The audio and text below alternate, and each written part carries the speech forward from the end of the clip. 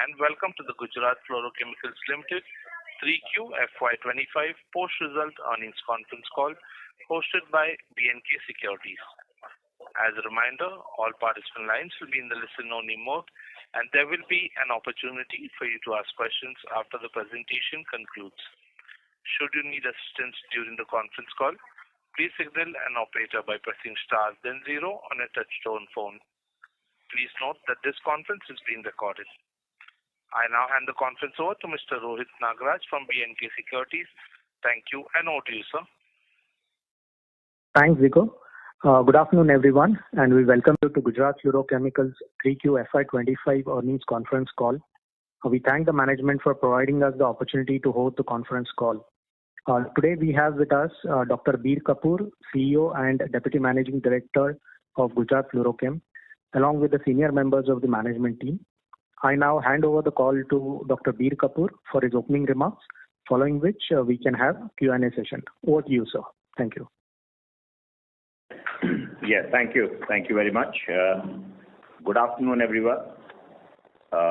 Very warm welcome to all of you for GFL's Quarter 3 FY25 earnings call. For this call, I have with me my colleagues, Mr. Akhil Jindal, who's Group CFO, and Mr. Manoj Agarwal, who is CFO of GFL. I also have with me Mr. Kapil Malhotra, Business Head of our Fluoropolymers, and Mr. Rajiv Rao, who is the Business Head of EV Chemicals. The company announced its Quarter 3 FY25 results at its board meeting held today. The results, along with earnings presentations, are already available on the stock exchange and on our website. I'll briefly highlight the key financials and then give you an update on business operations and the outlook. For Quarter 3 FY25 on consolidated basis, GFL reported revenue from operations at rupees 1,148 crores, which was up 16% on year-on-year basis. EBITDA stood at rupees 294 crores, up by 43% on year-on-year basis. The EBITDA margin for the quarter stood at 26%, up from 21% in Quarter 3 FY24. Consolidated PAT for Quarter 3 FY25 was rupees 126 crores, registering a 58% increase on year-on-year basis. Overall improvement in financial was largely driven by a sustained improvement in the fluoropolymers vertical and better product mix driving higher margins. As we continue to deploy high capex, primarily in our battery materials business, our profitability continues to be impacted by the associated higher depreciation and interest charges. However, we believe this will reverse once revenue contributions starts from this segment. Now, let me briefly take you through the performance of each business segment for the quarter. Fluoropolymer volumes declined on quarter-on-quarter basis, primarily due to year-end holidays in key export market segments. While prices remained stable during the quarter, the commodity-grade PTFE continued to face pricing pressures from low-cost suppliers from China. Looking ahead, the exit of a legacy player, combined with GFL's successful development and qualification of higher-grade fluoropolymers, it is expected to drive a significant increase in revenues and profitability in coming quarters.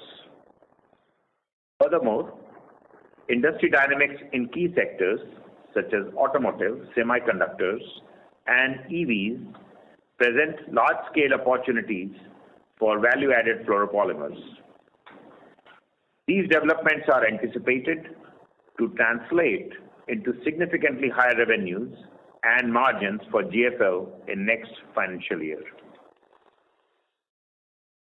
Within fluorochemical segments, refrigerant gas prices, particularly for R22, improved during the quarter, with further pickup expected going forward. For our R125, which is primarily exported to US, Q3 is seasonally weak quarter, but both prices and volumes are expected to improve going forward. With improvement in the market dynamics and a positive outlook for R32, we are going ahead with our capex for R32, which we had temporarily withheld. Specialty chemicals remain flat during the quarter, but are likely to see a pickup in volume starting Q4 FY25, driven by improving downstream demand. The bulk chemical segment operated at full capacity during the quarter, reflecting strong operational efficiency. Caustic soda prices improved after remaining weak for the past 5-6 quarters, thereby improving the segment's performance. MDC prices have improved during the quarter. However, it is expected to be muted in near term because of additional capacity being commissioned in India. Let me now give you an update on the battery chemicals business. Which caters to EV and ESS segments. We continue to take rapid strides in this business to position ourselves as an emerging battery material supplier globally outside of China. The EV story continues to play out as per our expectations, and we see this segment emerging as a very large business for us. The demand for our products are going to be very robust, not only from the EV segments, but also from the rapidly growing ESS segment, which is a very essential piece in the entire energy transition space, be it renewable energy or green hydrogen. The market is most promising, with large-scale battery manufacturing capacities being set up. Based on our ongoing interaction with our US customers, despite what we are hearing in the news, the US market is continuing with its ambitious capacity additions. The introduction of new models and ongoing technological advancements are likely to drive further growth. By 2025, it is projected that 1 in 4 cars sold in US will be electric. Also, the US market has evolved to a position where long-term vehicle ownership economics are gradually turning in favor of EVs. Europe too is marching ahead with its ambitious EV plans, and the battery production capacity in this geography is expected to grow significantly, reaching almost 800 gigawatt hours by 2030, with multiple gigafactories under construction. While the global material story remains intact, the domestic market offers a wonderful opportunity, providing another large addressable market for our products. Recently, based on our estimates, the capacity which has been announced are in excess of 300 gigawatt hours, providing an additional upside potential in the domestic markets for ESS and EV. As some of you may be knowing, just this week, the Maharashtra government has announced setting up of a panel to explore the banning of petrol and diesel cars in Mumbai city area. Delhi government is also exploring transitioning all the last mile delivery logistics away from fossil fuels to EV by 2027. All these developments augur well for the growth in demand for EV. GFCL EV has the first mover advantage as a non-Chinese global supplier in the battery material space. Early qualifications of GFCL EV products at this stage, combined with high entry barriers, put GFCL EV at a unique position to grow with its customers in this region.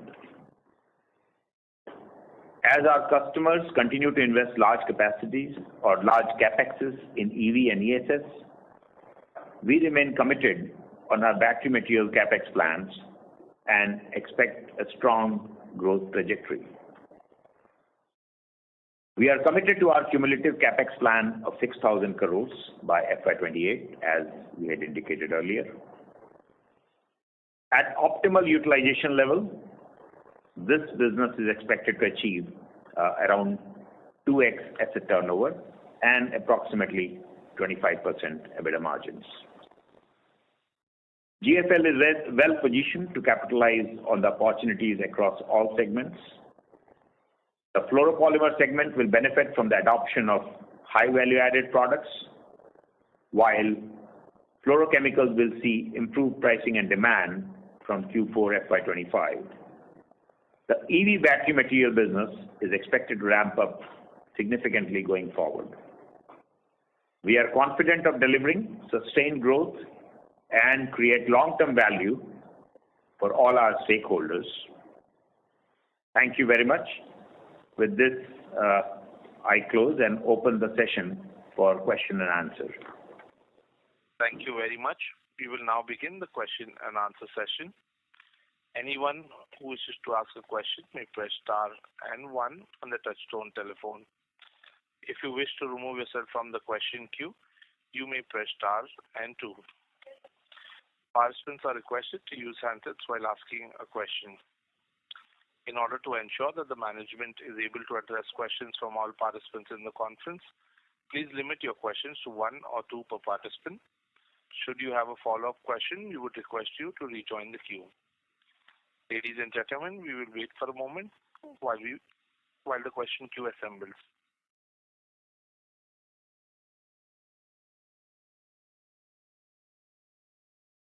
The first question comes from the line of Sanjesh Jain from ICICI Securities. Please go ahead. Good afternoon, sir. Thanks for taking my question. I got few of them. First, on the fluoropolymer business, has the 3M plant shut down? And you have said in the presentation that we have received the approvals or a verification for the value-added grade, which I believe would have been sold by the legacy player. In this context, when should we start seeing the material offtake of fluoropolymer growth coming in? Will it be Q4 onwards, or do you think it will be more like a second half of FY26? And second follow-up question on it is, India was expected to increase the consumption of FKM on the back of ethanol-based vehicle or ethanol-supportive vehicles coming into the market which need FKM. Has that phenomena started? This is first on the fluoropolymer business. Okay, thanks, Sanjesh. Thanks for your question. The first question is about the plant shutdown. As we understand, the plant is shut down in December last year, which is December 24. So that is already shut. We have already gone through the qualifications on various grades. We have received qualifications, and we expect now that into commercial sales in Q4 onwards. So it's not very far away. We have been waiting for this moment to be there, and I think it's now we will start seeing a ramp up in our fluoropolymer sales. Okay. The second question you had was about India ethanol blending. There is several grade which is going through the qualification. However, we are not seeing the impact of this in our number, and we expect that growth to come in next few quarters. So that also is one of the reasons for us to be so optimistic about fluoropolymers segment, Sanjesh. Got it. And one on this international sales of FKM. We had 21,000 metric ton of PTFE, and including PVDF, we were at 19,000 metric ton in the new fluoropolymer. Should we be reaching the peak utilization in FY26? Yeah, I mean, I won't comment on the number, but all I can tell you, Sanjesh, is that we expect our full capacity utilization to be there by the end of FY26. Yes. Got it. That means a very material. So what is the expectation of revenue and EBITDA for FY26 in that case? We cannot provide the forward-looking statement, Sanjesh. No, that's fine. I understand that. Thanks. See, the question on the refrigerant gas now. R22, we have put a pause. Now, why there is a sudden change in the R32 capacity addition, and what kind of capex and capacity addition are we looking at, and when should it come? Because we are already at a fag end of quota determination period by the time you come up with the plan. Does it really make sense? Because the quota we get and what we can sell thereafter will be a fraction of the plant capacity. Okay. Remember we talked about R32 earlier also, and had kept our project on hold. And partly because at that time, the market conditions and pricings were not really conducive to making investments. Okay. We had quota at that time, we still have quota, and we still have time. We still have time up to FY27, so it's not the fag end. And we can discuss it separately, but there's a significant potential in R32. And as the pricing have firmed up, as you may be knowing, so we are looking at investing in R32 now, because we see a business potential going forward. And our capacity plan, of course, will come into phases, but we are looking at almost setting up a capacity of 30,000 tons. Okay. So, and we have time in terms of till we can utilize this quota. 30,000 metric ton. From business perspective, it makes sense to invest because the pricing is right, and the demand-supply situation today is conducive to making this investment and looking at a good returns. You said 30,000 metric ton. Yes, up to 30,000. And the first phase will come by what time frame and how much? It will probably, we had started this project earlier, so a lot of groundwork has already been done, Sanjesh. So we will probably take approximately by next year, by the end of maybe Q4 of next financial year, we'll probably be there. That means March 26. Correct. Got it. No, because it's been on and off for us. We have not been very confident with this business. And we thought that fluoropolymer... What are the prices, Sanjesh? So you tell me what were the prices when we talked last time and what are the prices today? Some of your peers still went ahead, right? What's that? So some of our peers still went ahead. Of course. Everyone has their own setup. And most importantly for us, we had several other priorities, Sanjesh. We were investing in fluoropolymers at that time. And then we had a cycle on EV. This is the time, I think, now that for GFL, our investment in fluoropolymers are not going to be there in the coming years. So it's mostly now, GFL would focus more onto these areas with the opportunity which we had put on hold earlier. So what is the capex for this entire capacity? Entire capacity would be higher, but initially, as I said, it will be in the phases, so it will probably be at the order of 150 crores. 150 crores. Yes. Last question. US is looking to scrap the IRA subsidy on the EV and other things, which clearly suggest that the encouragement which government used to have on the EV side in the US market, that appears to be tapering off, and they are pushing for more oil drilling, which supports the ICE vehicle. We still believe that we will be able to do this 6,000 crores of capex. What gives us that confidence? Okay, first of all, What gives us this confidence is our continuous interaction with our customers, which we have been engaging very closely in last several weeks. In fact, this announcement of IRA subsidy may go away, or the considerations, it was under consideration to be revoked. It's been there for quite some time. It's not new. So, and we have been talking to our customers, and most of our customers' plan in terms of their investment and setting up the capacities is still there.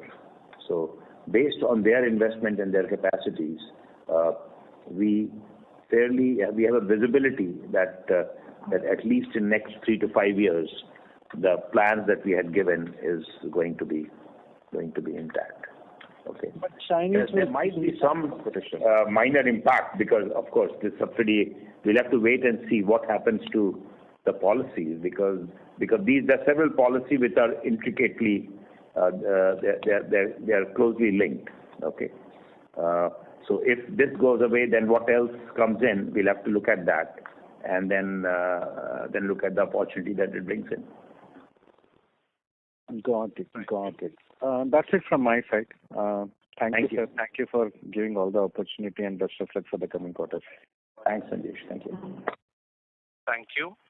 The next question comes from the line of Atur from ICICI Prudential AMC. Please go ahead. Yeah, hi sir. Thanks for the opportunity. So just on R32, May I request you to use your handset, sir?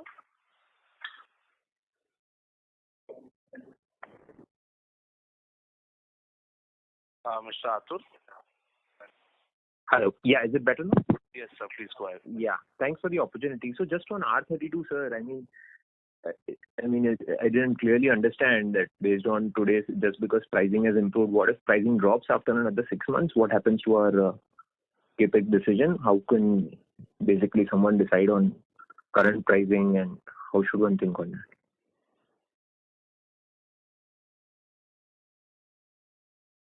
Yes, Atul.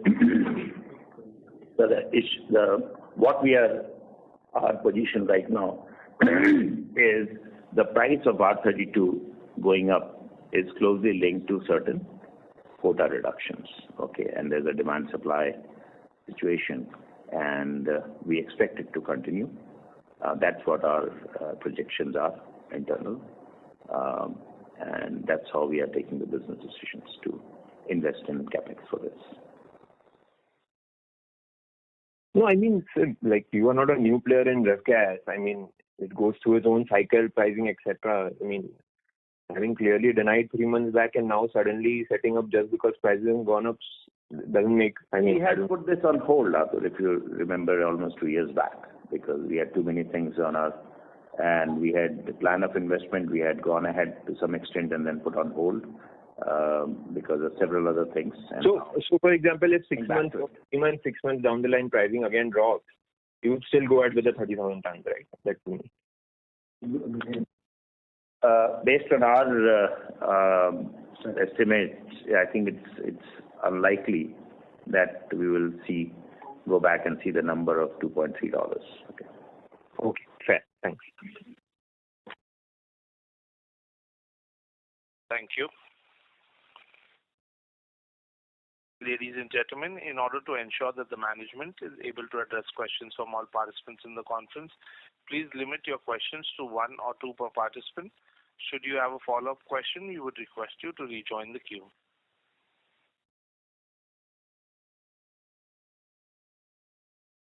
The next question comes from the line of Ketan Gandhi from Gandhi Securities. Please go ahead. Hi, sir. It's regarding the follow-up on the previous investor. According to Section 7 of the executive order, what they have freezed is the freeze of the fund for EV charging stations and nothing to do with the EV batteries or EV per se. And they are only talking about reduction in the IRA, that's $7,500. And I believe that has to be done only amended by the legislation or legislative action. And it requires a lot of effort. So is my understanding correct in this? And even that for Biden's target for new electric vehicle sales by 50% by 2030-35, it was only a guidance, and that has been knocked down by the new president. So basically, it's a neutral. And with that respect, what is your view on with respect to our company? I think we are neutral, or still there is a issue in that. Now, when you say Ketan by neutral, you mean that if IRA is revoked, the overall there'll be neutral impact on the market? Is that your suggestion or question? No, basically it doesn't change anything, because law-wise they have done for battery charging station one end, and second Right. they have So removed I the think, guidance. of course, it's not right for me to comment on other countries' policies and their decisions. But what we typically go by the assessments are customers who are more closely associated with the policies of their governments. Okay, and based on what we hear from them and what we interact with them, it seems some of those plans are intact. So perhaps what you're saying may be correct. Yeah. And my second question is, I think first week of January, China has banned critical tech and mineral export for EV. I believe it will be much more beneficial for GFL EV batteries. Any view on that, sir? First of all, any other companies or anyone who's looking for procuring technology, of course, may get difficult for us. But as far as we are concerned today, we have LiPF6 plant set up. Our LFP plant would be set up in another, few weeks. In fact, mechanical completion and then start up by the end of this financial year. So we have most of our basic, I would say, building blocks for our EV chemical plants are in place. So we are not that much concerned about that. Of course, if you go and read the fine prints of the restrictions, that is typically on materials which are a new developed or highly developed products, not on some of the product which is currently in the market. That's what our understanding is. So in short, if that is to come in picture and new plant were sets up in India also, GFL is going to be benefit, because Yes. we are everything. Yeah, we have a first mover advantage. We are far ahead. We have almost all our basic modules of commercial modules of all the verticals. We have already set it up. Fair enough, sir. Sir, I have some more questions back in the queue. Thank you. Thank you. The next question comes from the line of Arun Prasad with Avendus Spark. Please go ahead. Good evening. Thanks for the opportunity. Sir, my first question is on the R32 and related raw materials. So chloromethanes, I believe currently we are selling outside externally. So we will be post this plant R32 commissioning, we will be completely captively consuming, or we will be still exposed to the chloromethanes sales? Arun, it depends on, of course, how we phase in our capacities, but we are expecting at least 50% of our MDCs will be utilized in-house. Okay. All right. So still will be 50% will be selling it. Still MDC would be available for merchant sale. Okay. So if we are going for taking advantage of the quota availability, and then if you have a very long-term view on the R32 that it will be continuing to be higher, why don't we go full-fledged and completely with a plan to reduce chloromethanes? Because either way, if you say we are saying 1 crore of capex, 2 years before 150 crores on our balance sheet on our cash flow generating ability, it was not a very big amount. So is the capex is the only concern, or something else has changed? Arun, there's a lot of disturbance. Maybe request you to use your handset. Yes, there's a lot of disturbances. It's hard to hear. Arun, please. All right, sir. Sorry. I hope now it's very clear. It's better, please. Yes. So I was asking, capex alone was the reason why we had a change of heart, because 150 crores 2 years before, or even now on our balance sheet, it's not a very big mover. But given that the long-term positive outlook on the R32 and how our quota, we can utilize, is there something else which has made us doing the shift, or it's more about consuming chloromethanes? How should we look at this? It's top. Typically, these business decisions are taken with several factors in mind. Of course, capex is one part, but of course, with the pricing, the market scenario, the future of market scenarios, what the competition is doing, what is the situation in one of the largest suppliers in the world, what is the pricing there, what is the quota, what is their capacity to supply. All those factors get into these kind of decision making. So I would not say that it was purely 150 crore that had held back. It's multiple reasons, and today we are seeing a business potentials, and of course we had quota at that time. We still have quota, and we would like to utilize going ahead. Thank you, Mr. Arun. I request that you return to the question queue for follow-up questions, as there are several participants waiting for their turn. Thank you, sir. The next question comes from the line of Dhruv Muchal with HDFC AMC. Please go ahead. Yes, sir. Thank you so much. Sir, in the presentation, you say that we are going ahead with the expansion of the salt production capacity. So, if you can please help us, what is the quantum that you're planning to put, say, in the next 2-3 years, and the visibility probably that you have from your customers? Yeah, Dhruv, we have not given any capacities, but what we are doing, what we meant when we said we are going for the expansion, because we initially set up our salt plant, which is the minimum commercial scale capacity, to establish the proof of concept, the quality, everything. So everything is fine now. So we are adding multiples of that, and that is again based on our business requirements and the contracts that we have with our customers to supply in near future. So it's based on that. Now we have started work to expand. Got it.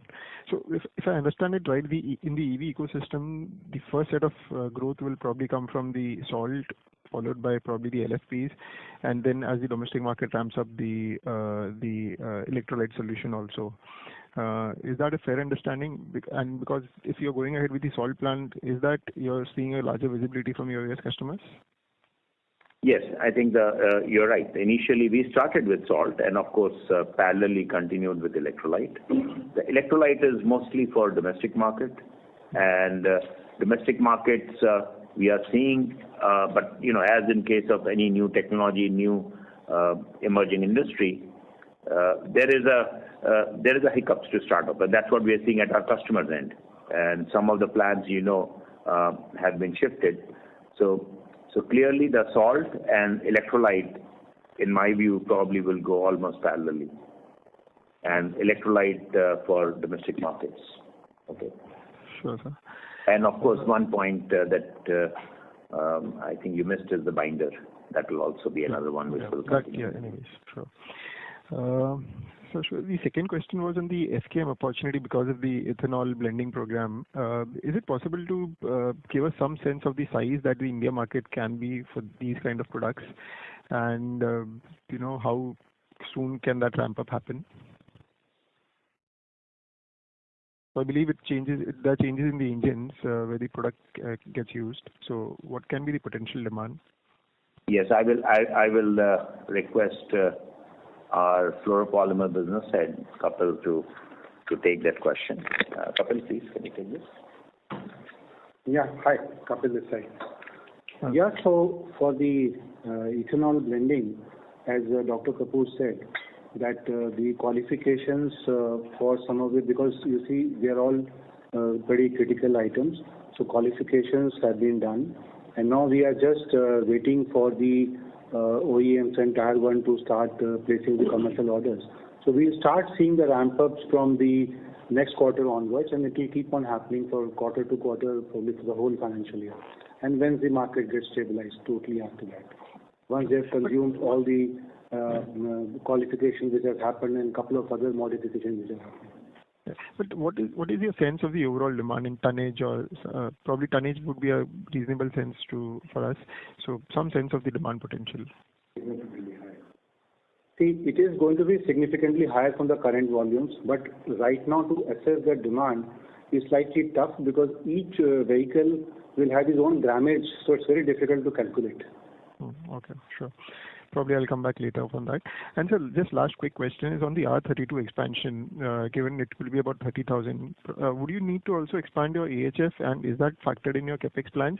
Because I think your AHF you also will require for your other programs, so PTFE and a lot of other programs, as there will be growth even there. So just some thoughts there, please, sir. Yes, we have a plan for AHF as well, Dhruv. Of course, in next quarter, I think we'll share our capex plan for the next year, and then we'll talk about it. But yes, you're right. Eventually, because we'll have a AHF requirements on several fronts. So looking at that, we'll be adding AHF capacities as well, and then that's not included in 150. That's not included. So, and what is the quantum in the phase 1 that you're planning to do for the R32? So 30 is the overall number. Phase 1 will be how much? Initially, around 20,000 tons. Okay, sure. Thank you so much. Thanks. That's all. And so just sorry, one request is, a lot of your businesses that you have stopped giving capacity numbers or volume numbers, it has become difficult to build your growth forecast.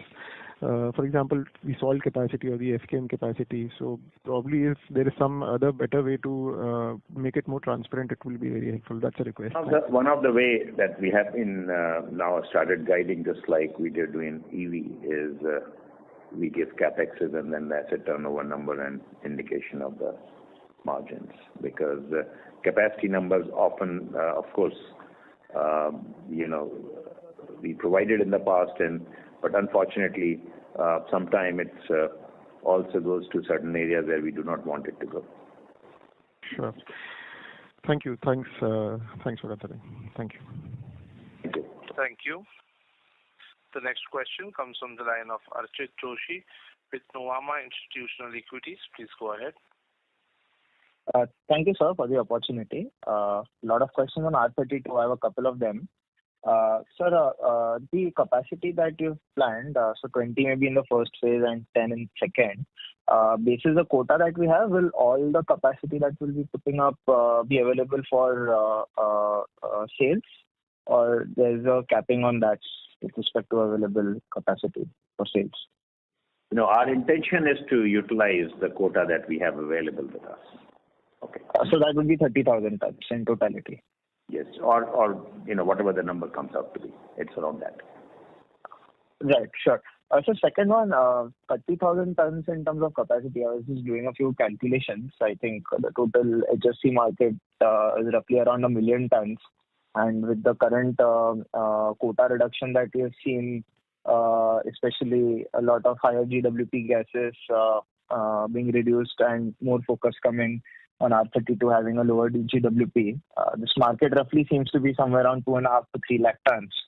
And 30,000 tons seems to be almost 10% of that, basis the calculation that I've done. And in the past, you must have seen that IGAS had announced a 40,000 ton capacity in Abu Dhabi. That also seemed to be a fairly large number. So what has been our internal calculation while deciding this 30,000 ton plant? Is it fair to assume that it will be completely subsumed in the demand ecosystem?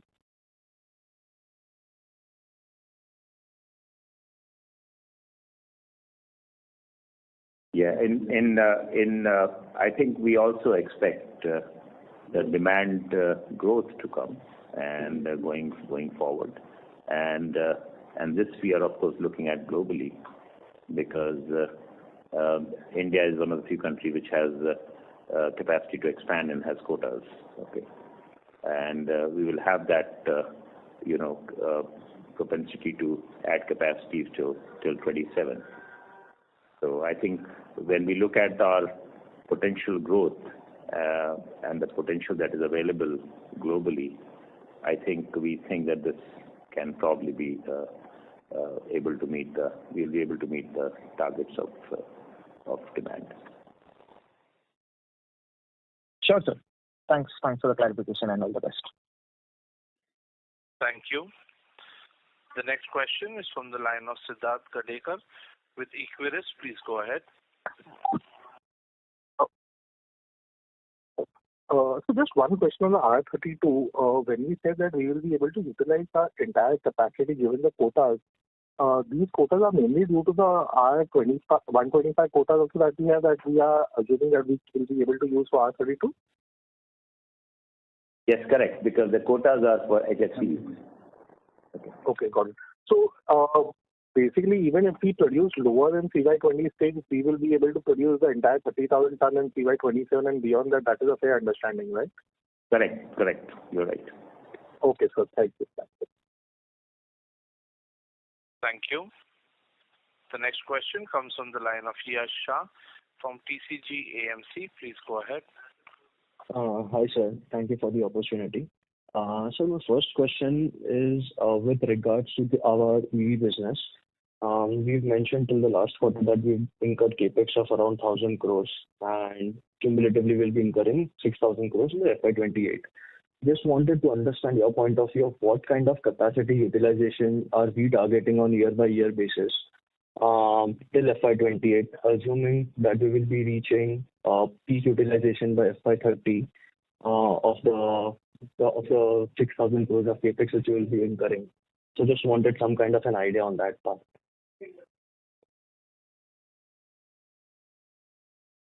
So typically, of course, capacity utilization number is another number which we cannot provide quarter on quarter, but our understanding is that these businesses, particularly EV, is qualification based. So there's certain qualification time.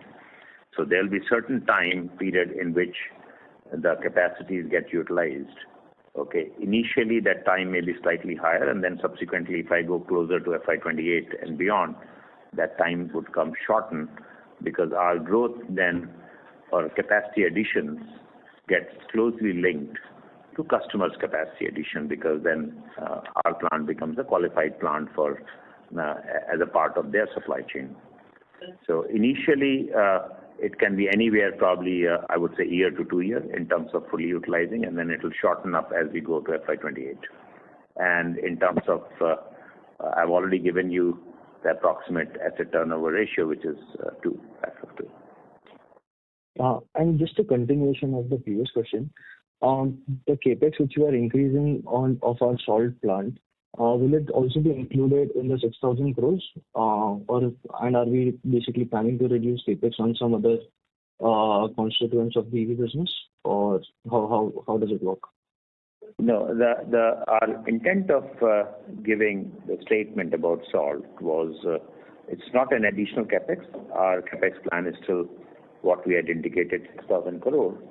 However, so the intent was to say that we are now reached a point where we feel the capacity addition has to be done. So that was a sort of a kind of a milestone.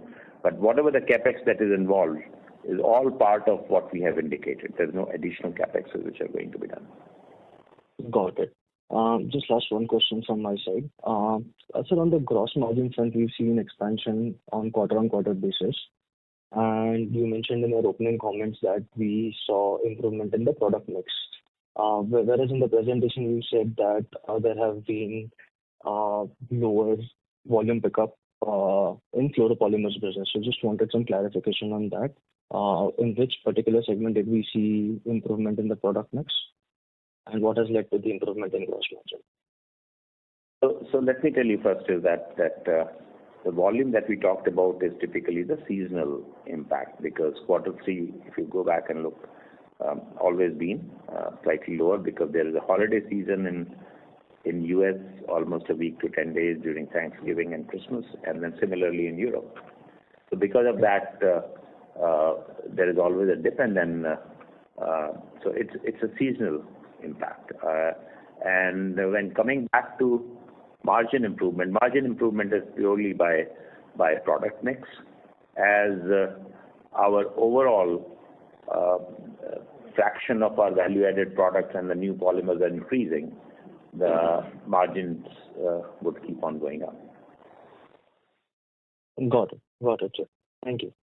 Thank you for answering all the questions. Okay, thank you. Thank you. A reminder to all participants, you may press star and 1 to ask a question. Ladies and gentlemen, you may press star and 1 to ask a question.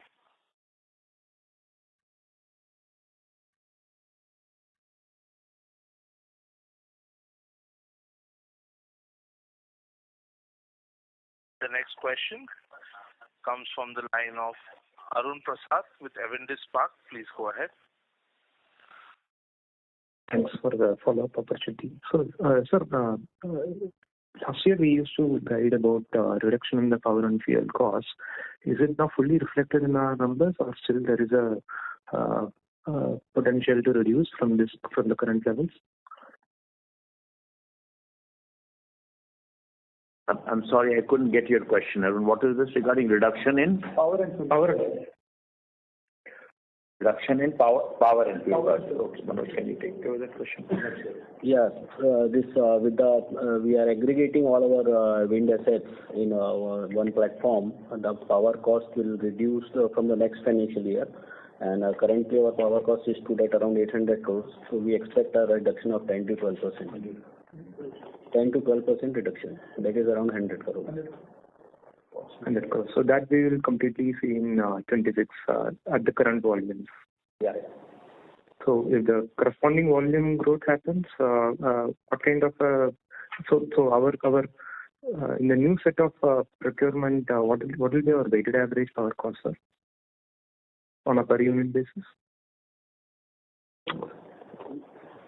Yeah, so if I may answer, the current prices are certainly higher because we are buying from the grid and other things. The power purchase agreement that we have signed for the new energy, renewable energy, is at 4 rupees. So that would constitute more than 80% of our total requirement. So to that extent, the weighted average will be in the range of around 4.5 rupees. Okay, understood. And my second question is on the EV side. We have said that we have kind of stabilized the plant, most of the plants. This will be at the very pilot stage, or at what stage? Because when the utilization goes up, we once again need to prove the stabilized operations. Is that the right understanding? No, all our plants are commercial scale. There's no pilot scale we are talking about. Okay, and these are typically a modular plants.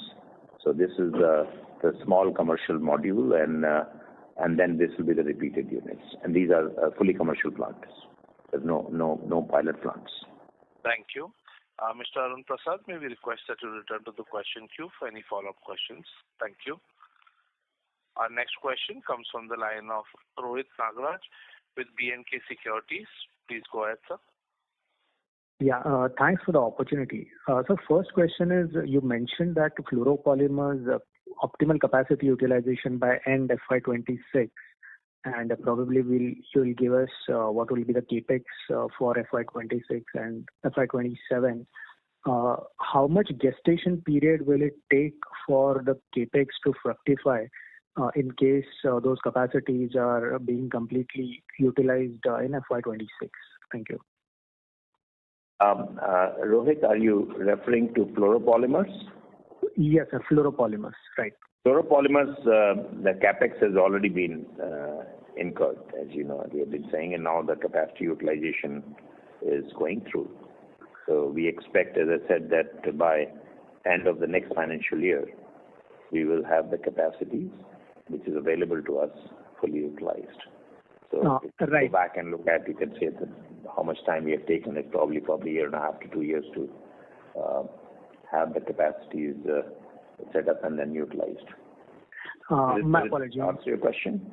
Yeah, my apologies. My question was for the next leg of growth, if we were to put up capacities, because those capacities will get consumed in next 1 year. What is the time frame that we are looking at for either debottlenecking or adding the new capacity?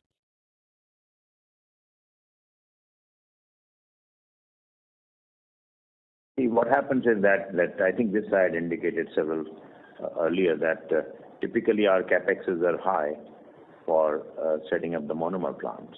Okay, and once we have monomer plants there, then adding capacities through reactors is normally incremental capexes. Those capexes are not very high.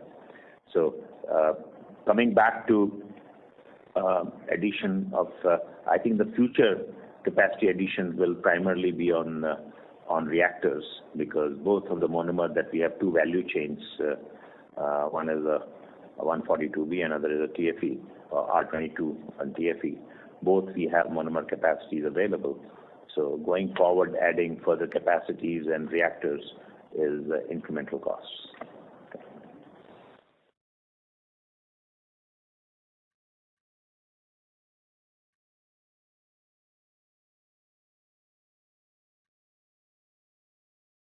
Rohit, are you there? Is that okay? The line from Mr. Rohit has dropped. One moment, sir.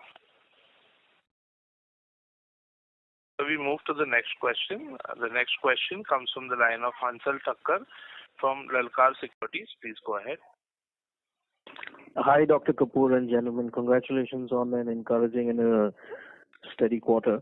So just a quick comment on the disclosure that the company made on the 27th of December, wherein we signed power purchase agreements at 4 rupees a unit. My understanding is that this could generate approximately 400 to 450 crores savings in power costs. So firstly, is that an accurate figure? Yeah, I'll request Akhil to take it. Akhil, please. So 400 megawatt, obviously it's a renewable energy. So it can't be compared with the thermal energy where the PLFs are 90% plus. This is a hybrid PLF, hybrid project.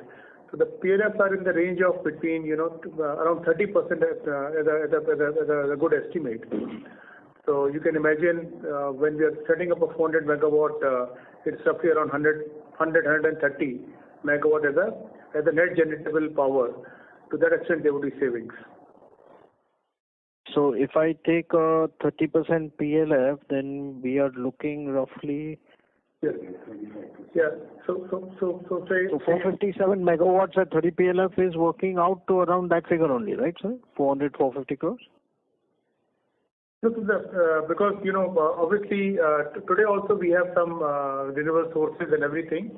We have worked out the net saving, I think, just as a first cut, it would be in the range of around 150 crores per year, roughly. Okay, so the net saving is about 150 crores a year. Yeah. All in all, put together, yeah. Okay. And for my second question, sir, much has been deliberated on this refrigerant gas. I just want to know that whether these price increases of refrigerant gas actually reflect in this quarter, or they're likely to reflect in, Q4 and thereafter? I think Q4 and thereafter. There's a marginal impact, not much of this. Okay, so this quarter really does not show any major impact on the ref gas margins, but it will continue going forward. Yes. Right. And so my last question, so taking from one question prior, so as we understand that China, periodically plays around with these export controls, etc. And to some extent, would it be right to assume that going forward, manufacturers will try to diversify their suppliers outside China, and to that effect, we might benefit from this? Yes, that's one of the factors that has already been considered, because I think India as a country, of course, has an advantage there. Great. All right, sir. Thank you so much for that clarification. All the best. Thank you, Rohit. Thank you, Hansel. I'm sorry. No problem. Thank you. The next question comes from the line of Vimok Shah from Goyam Latbi Fintech Private Limited. Please go ahead. Yeah, thank you for the opportunity. So, I have a question in the battery material side, like what is the capex plan for the next 12 to 18 months, and how will it be funded?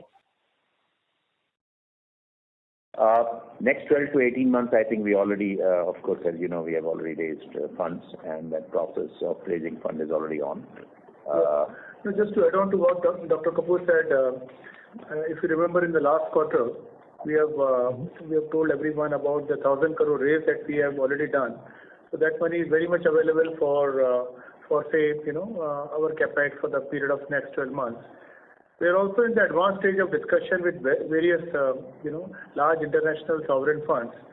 So hopefully by the end of this quarter, we will be in a position to share concrete names and other things once we have completed the full exercise with them.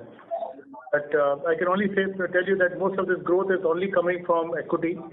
We are not borrowing anything at the EV level for any of these capex, and we are well funded without really dependent upon the GFL cash flows to fund the EV for the foreseeable future. So to that extent, the 1,000 crore is in the bank, plus the new discussion happening with the sovereign funds, that would be good enough for us for our future programs. Okay, got it. And thank you. Second question. Yeah, thank you. Second question. One moment, sir. Mr. Vimox, are you able to hear us? Mr. Vimox? Hello? Yeah? Yes, sir. What is the question, sir? You are not audible, sir. Hello? Can you hear me? Yes, sir. Go ahead with your question. Yeah, Vimox, please go ahead. We can hear you. Given the IRA regulations, what kind of opportunities we see in the US market, and what is the expected timeline for this growth?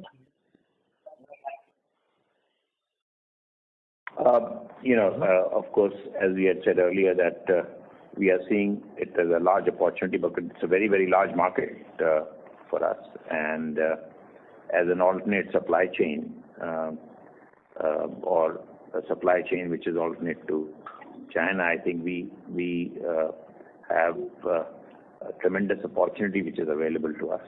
Okay, and of course, IRA is created a tailwind, but fundamentally also we see that this opportunity is very, very large, and GFCL EV can play a very large role as a credible alternate supply chain alternative. Okay. Thank you. Yeah, that's it. Thank you.